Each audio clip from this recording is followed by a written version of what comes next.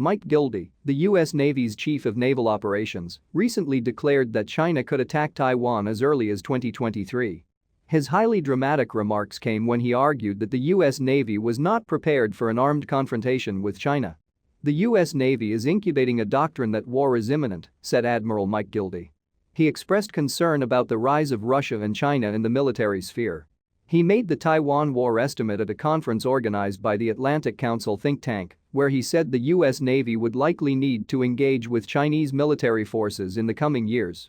As early as March 2021, Philip Davidson, commander of the U.S. Pacific Command, publicly said that China could invade Taiwan by 2030. But Mr. Gildy's predictions are more urgent. He described more than once that China could attack Taiwan from 2023. China has said it will reunify with Taiwan if necessary and has not given up any options.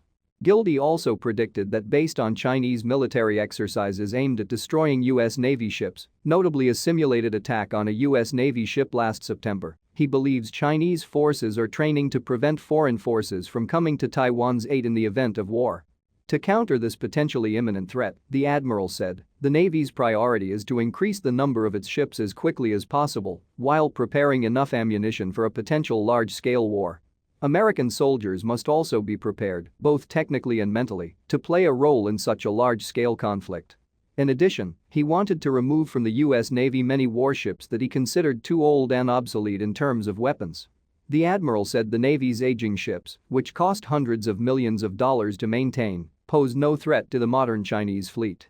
The U.S. Department of Defense has drawn up a roadmap to modernize the U.S. Navy by 2050, recognizing that it may be weaker than the Chinese Navy in the near future. The Navy aims to have at least 530 more warships by mid-century. To achieve this goal, the Pentagon is likely to significantly increase the number of unmanned vessels, like autonomous ships and submarines. Navy senior officers envision a future fleet that would include more light vessels, better suited for operations near the coast, rather than adding larger vessels such as aircraft carriers.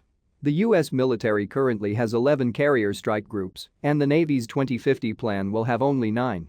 In particular, Gildy warns that the program is still moving too slowly. Thanks for watching, and please subscribe to my channel. Thank you.